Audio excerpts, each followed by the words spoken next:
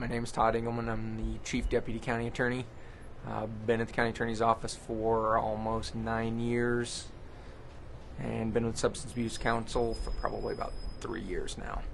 You get to meet a lot of different people from a very diverse group from the community. You get to meet people who deal with,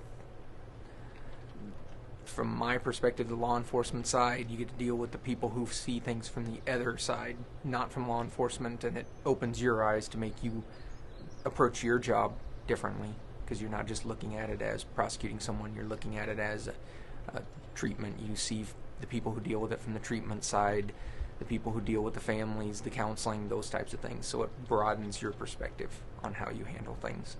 One of the things I was rather passionate about being county attorney was the teen court, because not only did we change teen court from just dealing with nonviolent offenders, we got to bring in mock trial kids, local students who had an interest in the law, so they got to learn what the law was about, see what went on in the courtroom. They got to play the jury, the judge, the attorneys. So not only was that a learning experience for them, it was also a way to deal with nonviolent first-time offenders without making them go to court. I have 3 kids that are going to be raised and grow up in this community. It's nice to know that these types of activities and coalitions are in your community to provide a safer atmosphere for your kids to grow up in.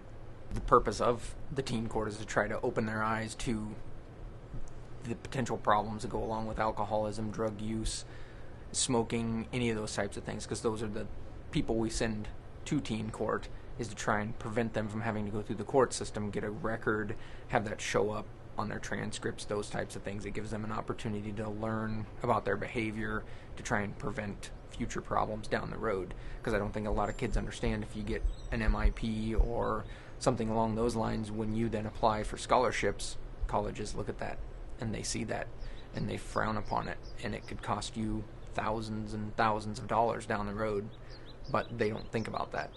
We tried to make teen court as much like a real courtroom in the last couple years. When they go to teen court, they're already admitting guilt, so they're not going in fighting it. They're going in admitting that what they did was wrong. They're basically throwing themselves on the mercy of their peers. Their peers are the ones who hear their arguments. Their peers are the ones who rule on it. Their peers are the ones who sentence them, and oftentimes it's much more severe than if they go in front of a court.